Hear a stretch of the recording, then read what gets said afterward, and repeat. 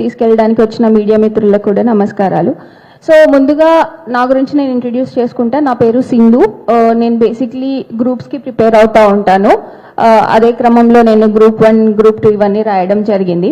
So ఇందులో ఉన్నా కాబట్టే అసలు నిరుద్యోగుల బాధ ఏంటి అనేది నేను బాగా అర్థం చేసుకోగలిగిన. అండ్ అర్థం కంటే కూడా ఆ పెయిన్, ఆ బాధ ఏంటి అనేది నేను ఫీల్ అయినా. లైక్ 2022 నుంచి చూస్తూ ఉన్నా నేను, ఏం జరుగుతుంది, ఏమవుతోంది అని చెప్పి చూసే క్రమంలో చాలా మందిని కలవడం, నా తోటి మిత్రులు ఎవరెవరు ఎట్లా బాధపడుతున్నారు అనేది మాకందరికీ తెలుస్తూ వచ్చింది. సో ఇందులో ముఖ్యంగా నేను మాట్లాడదలుచుకుంది ఏంటంటే, అసలు ప్రభుత్వం రోల్ ఏంటి నిరుద్యోగ సమస్యనని తగ్గించే దిశగా ప్రభుత్వం చేయాల్సిన పనులు ఏంటి, అసలు ప్రభుత్వం చేస్తున్నదేంటి. ఇప్పటికొచ్చి ప్రభుత్వం నాకు తెలిసి ఈ నిరుద్యోగ సమస్య గురించి ఎటువంటి పాలసీ రూపకల్పన చేయలేదు. ముందుగా ఇప్పుడు నిరుద్యోగ సమస్య పోవాలి అని అంటే మనకి గవర్నమెంట్ రిక్రూట్మెంట్స్ ఉంటాయి, and the same time private job సెక్టర్లో కూడా ఉద్యోగ కల్పన అనేది చేయాల్సి ఉంటుంది. ఎందుకంటే అందరినీ గవర్నమెంట్ సెక్టర్లో అకామిడేట్ చేయలేదు కాబట్టి ఆ విషయం మాకు తెలుసు, మేము అర్థం చేసుకుంటాం కూడా. ఇక్కడ మేజర్గా మాట్లాడాలంటే, కాంగ్రెస్ ప్రభుత్వం అధికారంలోకి రాకంటే ముందు మాకు ఇచ్చిన హామీలు, ఎన్ని రకాల హామీలు ఇచ్చినారండి? ఒక్క హామీ అయినా ఇప్పటి వరకు నెరవేరిందని నేను ప్రభుత్వానికి క్వశ్చన్ చేస్తున్నా. నెరవేర్చకపోగా ఇంకా పైగా నిరుద్యోగుల మీద దాడులు చేపించడం, నిరుద్యోగులని అణచివేయడం, పోలీసులని అడ్డు పెట్టుకొని నిరుద్యోగుల్ని అన్ని రకాలుగా సైలెన్స్ చేయాలని చూస్తోంది ప్రభుత్వం. ఎందుకు ఈ సైలెన్స్ ఎందుకు చేయాలని చూస్తుంది అనేది నా మొదటి ప్రశ్న. ఇప్పుడు ఫస్ట్ తీసుకుంటే అన్నిటికీ మెయిన్ టీజీపీఎస్సీ అనేది ఒక కాన్స్టిట్యూషనల్ బాడీ. ఈ కాన్స్టిట్యూషనల్ బాడీకి అటానమీ ఉంటుంది. అంటే దాని సెల్ఫ్గా అది రిక్రూట్మెంట్ నోటిఫికేషన్స్ ఇవ్వచ్చు, చేయొచ్చు. కానీ ఇందులో పొలిటికల్ ఇంటర్ఫరెన్స్ ఎక్కువ అవుతుంది. ఎందుకు పొలిటికల్ ఇంటర్ఫరెన్స్ ఎక్కువ అవుతుంది అనేది ప్రశ్న. ఆ పొలిటికల్ ఇంటర్ఫరెన్స్ కాన్స్టిట్యూషన్ నుంచే ఒక రైట్ ఉందండి మాకు. ఎస్పెషల్లీ పబ్లిక్ సర్వీస్ కమిషన్స్ కి ఫినాన్షియల్ అటానమీ ఉంటుంది. అది ఎంతవరకు ఫుల్ఫిల్ చేస్తున్నారు, ఎంతవరకు ఒక పబ్లిక్ సర్వీస్ కమిషన్ ఇంప్లిమెంట్ చేస్తుంది అనేది పెద్ద ప్రశ్న. ఎందుకనంటే ఇప్పుడు ప్రభుత్వం మీద మేము ఎందుకు మాట్లాడాల్సి వస్తుంది, ప్రభుత్వానికి వ్యతిరేకంగా ఎందుకు పోవాల్సి వస్తుంది? ప్రభుత్వము ఒక డైరెక్షన్ ఇస్తేనే టీజీపీఎస్సీ నోటిఫికేషన్స్ ఇచ్చే దశలో ఉంది.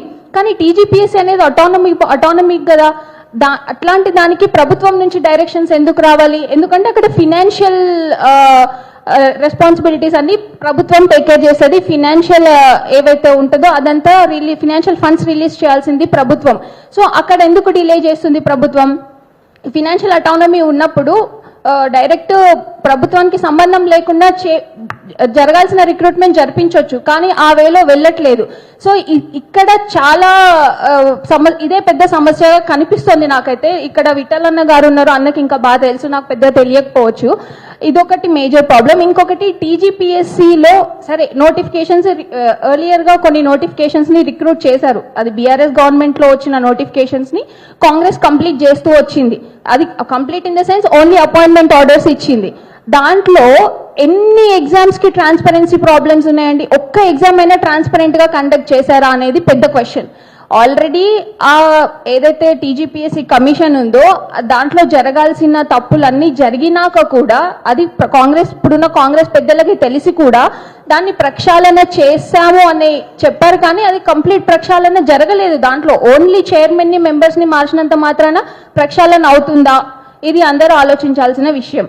ఇంకొకటి, రీసెంట్ గా మన స్టేట్ గవర్నర్ అపాయింట్ చేసిన తర్వాత మన టీజీపీఎస్సీ చైర్మన్ గారు గవర్నర్ దగ్గరికి వెళ్ళి మేము ఇంత ట్రాన్స్పరెంట్ గా కండక్ట్ చేస్తున్నాం ఎగ్జామ్స్ అని చెప్పారు కదా. నేను టీజీపీఎస్సీ చైర్మన్ గారిని ఒకటే క్వశ్చన్ చేస్తున్నా, ఏంటి అంటే మీరు గవర్నర్కి వెళ్ళి మీరు ఏ వేలో ఎగ్జామ్స్ కండక్ట్ చేస్తున్నారు, ఎంత ట్రాన్స్పరెంట్ గా కండక్ట్ చేస్తున్నారు, ఎంత ఇదిగా విద్యార్థులకు న్యాయం చేస్తున్నారని చెప్పారు కదా. మేము 2023 నుంచి కొట్లాడుతున్నామండి ట్రాన్స్పరెన్సీకి సంబంధించి. టీజీపీఎస్సీ తరపున జరిగే అవకతవకలు జరగకుండా చూడాలి, ట్రాన్స్పరెంట్ గా కండక్ట్ చేయాలని కొట్లాడుతున్నాం కదా.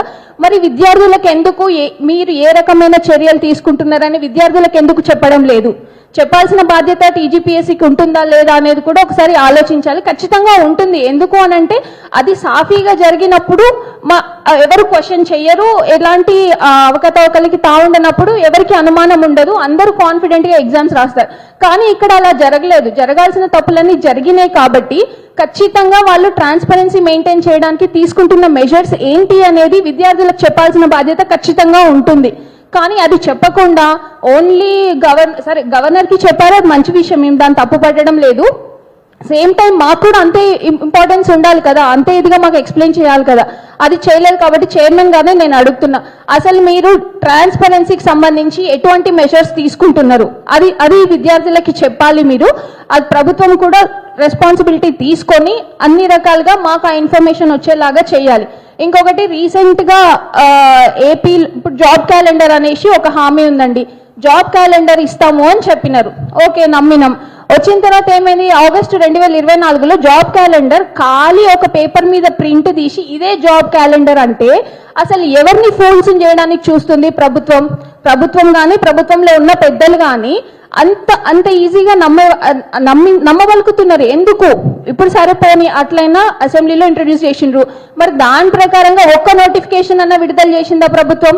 ఒక్క నోటిఫికేషన్ కూడా విడుదల చేయలేదు. అంటే అవన్నీ పేపర్ల వరకు, మాటల వరకు, అంతవరకే ప్రభుత్వం పనిచేస్తుందా?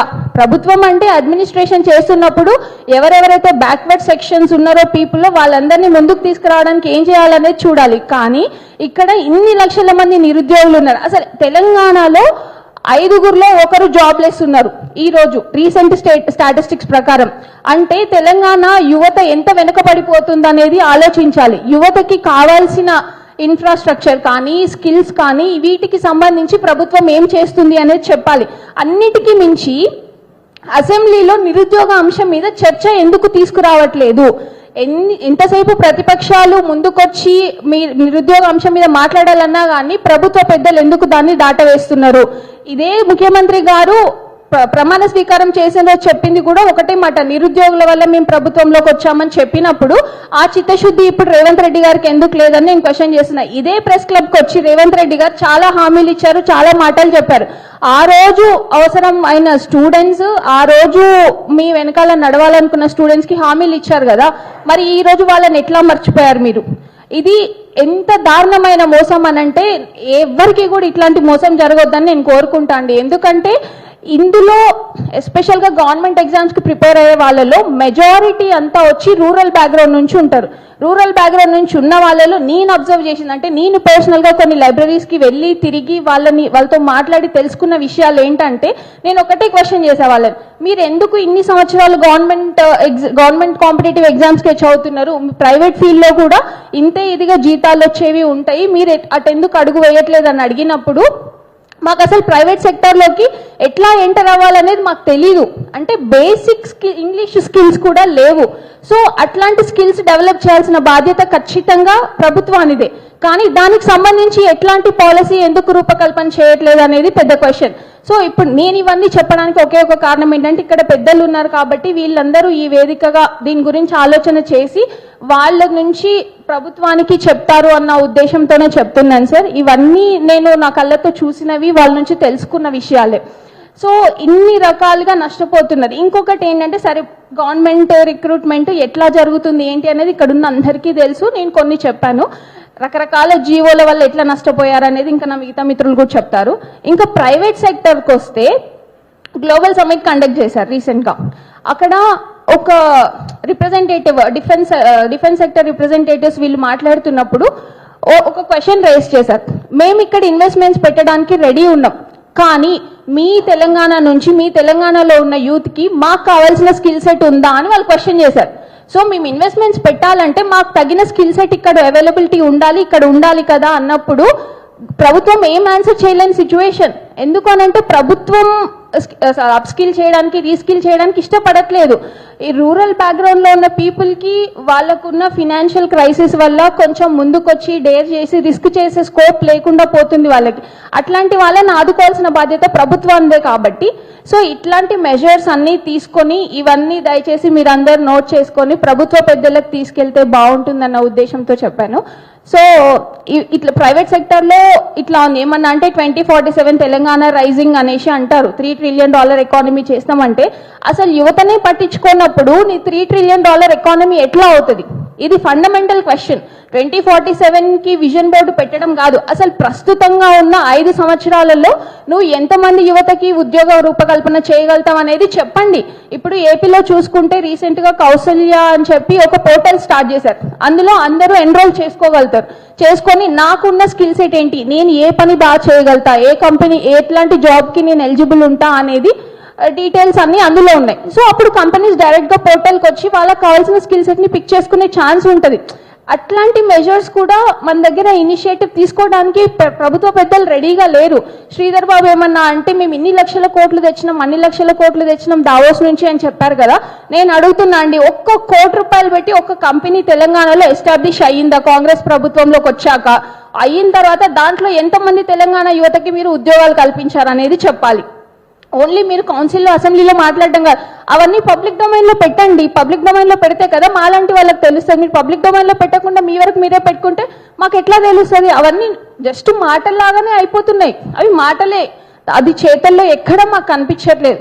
సో కాబట్టి నేను చెప్పేది ఏంటి అని అంటే, ఉద్యోగ కల్పన అనేది ప్రభుత్వంలో అండ్ యాజ్ వెల్ ప్రైవేట్ లో కూడా అంతే ఇదిగా చిత్తశుద్ధితో మీరు యువత కోసం పనిచేస్తే బాగుంటుంది. లేదు అని అంటారా, ఇట్లాగే కంటిన్యూ అయితే ఇప్పుడు ఏమవుతుందంటే గవర్నమెంట్ జాబ్ నోటిఫికేషన్స్ అనేవి ప్యూర్ గా ఎలక్షన్ ఎజెండా అయిపోతుంది. ఎలక్షన్స్ 1 year 1.5 year ముందు నుంచి నోటిఫికేషన్స్ ఇస్తారు. ఎందుకు? వీళ్ళందరూ మళ్ళీ రోడ్ల మీదకి వస్తే మాకు అధికారం రాదు, వీళ్ళందరూ ఇన్ఫ్లుయెన్స్ చేసే క్యాపబిలిటీ ఉంది వీళ్ళకి అనేది రేవంత్ రెడ్డి గారికి తెలుసు. ఆయన చూసిన వాళ్ళు ఆ ఇన్ఫ్లుయెన్స్ బేస్ చేసుకొని ఆయన ప్రభుత్వంలోకి వచ్చిన వారు కాబట్టి ఇప్పుడు కూడా ఎలక్షన్ ఎజెండాగానే మారుస్తున్నారు. అసలు జాబ్ క్యాలెండర్ ఎందుకు ఇవ్వట్లేదు? జాబ్ క్యాలెండర్ ఇస్తే సగానికి పైగా సమస్యలన్నీ పోతాయి.